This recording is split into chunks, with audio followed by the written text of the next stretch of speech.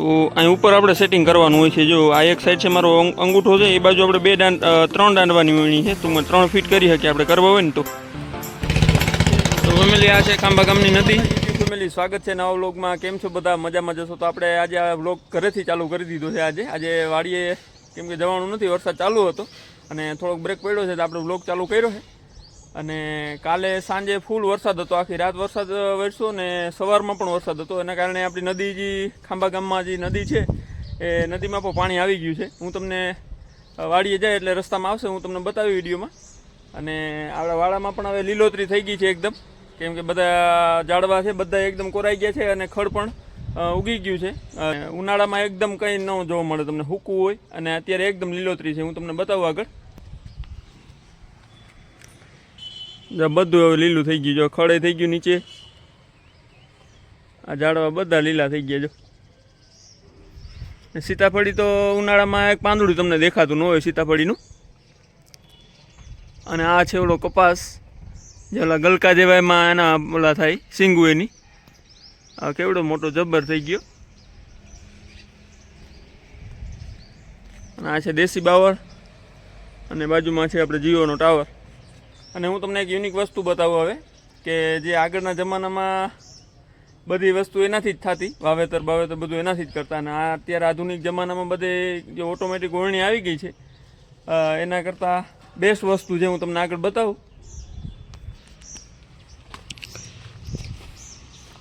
જો આ બધાને ખબર હશે, જેને જોઈએ છે બધાને ખબર હશે। હવે યંગ જનરેશનને ઓછી બધી અટાણે શું છે, ઓટોમેટિક ઓળણી આવે એટલે આ તો એની જોઈએ જ નહીં હોય મને એમ છે। જો આમાં 2 જગ્યાએ હોલ દેખાય છે તમને। જો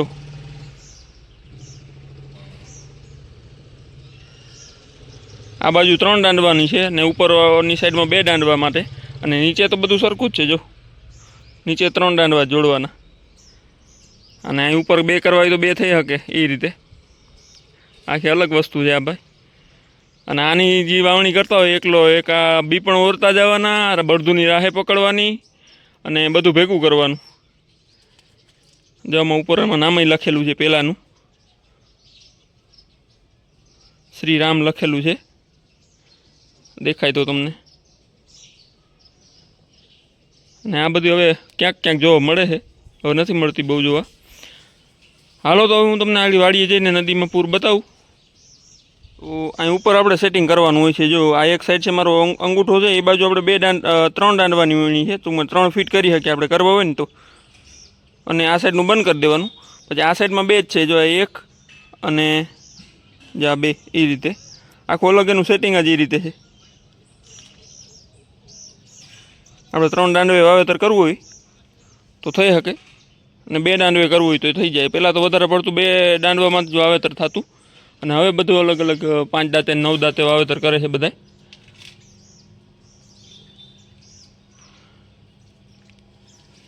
છે અલગ વસ્તુઓ ભાઈ, આ બનાવવાવાળા કંઈ ઘટે જ નહીં। જો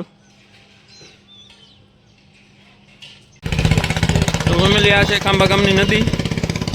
આમ વેકરો કહે તો વેકરો, પણ આગળ જતાં ભીમદેવળ ગામે સરસ્વતી નદી જે છે અમારે પ્રાચી જાય, એ ત્યાંથી આ ફાટો પડે છે સરસ્વતી, એટલે આમ સરસ્વતી જ કહેવાય। જો પાણી ચાલુ થઈ ગયા છે, અને કચરો પણ બધો ભરાઈ ગયો છે, એટલે બહુ વધારે પાણી નહોતું આવ્યું।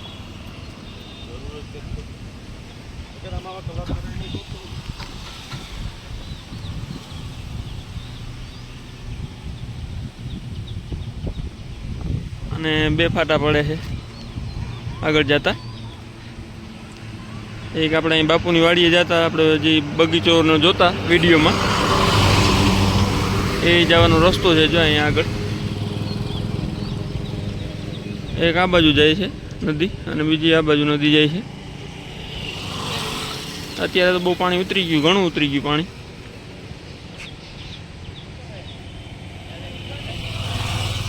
બાકી 3 નદીમાં પાણી જાય, ત્રીજી નદી અહીંથી જાય। જો આ બાજુ છે, જો સામે રસ્તો છે, અહીંયા જ એક નદી જાય, ને બધા જોવા આવ્યા છે પાણી। તો મિત્રો આપણે આપણી વાડીએ પહોંચી ગયા છે, અને આપણે વાડીએ આવ્યા એટલે આપણે જોયું કે પાણીનો પ્રશ્ન નથી અત્યારે। એ ભરાણું નથી. ખૂણામાં થોડું ઘણું પાણી છે. એ તો શું છે, વરસાદ હોય એટલે થોડું ઘણું પાણી તો ખેતરમાં ભરાઈ ગયેલું હોય. અને આપણા ખેતરમાં પાણી ન ભરાવાનું કારણ શું છે, જે મેન કૂવો છે, કૂવો છે અહીંયા, જો આ કૂવો અહીંયા છે. અને અહીંયાથી બધું પાણી જો એવી રીતે કાલ સાંજે વરસાદ હશે એટલે પાણી તો આવ્યું છે. પછી જો અહીંથી બધું પાણી આ નીચે સરણ જેવું છે એટલે અહીંયાથી બધું પાણી આ કૂવાની અંદર વયું જાય, રિસ્ટોર થઈ જાય છે પાણી.